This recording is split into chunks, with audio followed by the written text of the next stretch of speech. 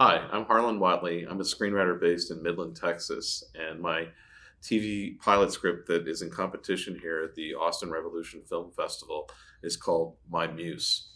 My Muse is basically The Nanny and the Professor meets I Dream of Jeannie. It involves a protagonist named Peter Napier, who's a burned out screenwriting professor at a large university here in Texas. And one morning he's off to a faculty meeting. He runs into a woman who turns out is a poet in residence named Lindsay Lane. And some of their materials end up on the sidewalk, and she accidentally picks up one of his scripts. He goes off to his faculty meeting where he's told that by his department chair he has to sell a screenplay in order to keep his job. So while he's in the meeting and learning about this ultimatum, he gets a text from Lindsay Lane saying, I have your script. Can you meet me at the coffee shop? And I'd like to talk to you. So she essentially informs him that she has the ability to time travel into the past and that she can help him with his screenplay because it has some flaws in it that she sees, and also to confirm some of the historical assumptions that he's making in the script.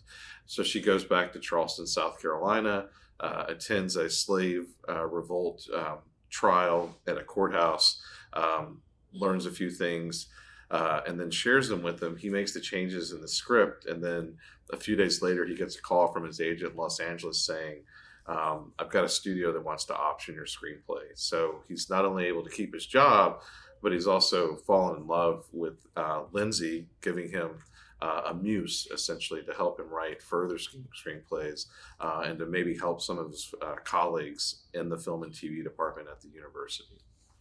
So this is one film in a trilogy, or one TV show in a trilogy, all set in Texas. The second one is called The Oasis on the Ghetto. It's a 30-minute situation comedy that involves a community college English teacher by the name of Grant Greer. So he lives in this 50-year-old condominium development called Laurel Park.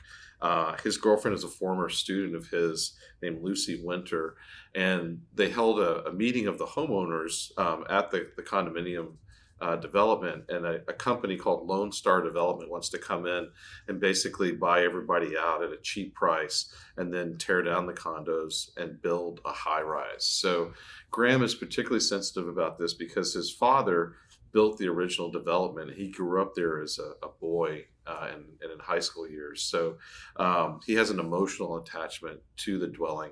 It's filled with lots of quirky characters who basically tell it like it is in true Texas fashion. So lots of things go wrong at Laurel Park condominiums in each episode.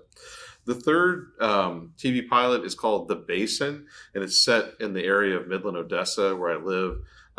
It's a TV pilot about three different law enforcement officers in a fictitious county known as Permian County. So this area is known for three things: cattle, crude oil, and crime. Basically, it involves three characters: a special ranger, Colt Stetson. He's what they call a cattle cop. So he's a peace officer for the Texas and Southwestern Cattle Rangers Association. He's also an Aggie, and he's a third generation cattle rancher. So he knows a lot about cows and why people like to rustle them, and sometimes horses get involved as well. The county sheriff is Mary Beth Mueller. She's a former barrel racer, rodeo. Her grandfather was also a Texas Ranger, and she's divorced and served in the Army. And then finally, Javier Hernandez is a Modesto city detective, so he deals with a lot of these drug crimes and other heinous crimes that occur. And the three of them are all friends. They meet and have breakfast once a week in a local diner and discuss their cases and whatnot.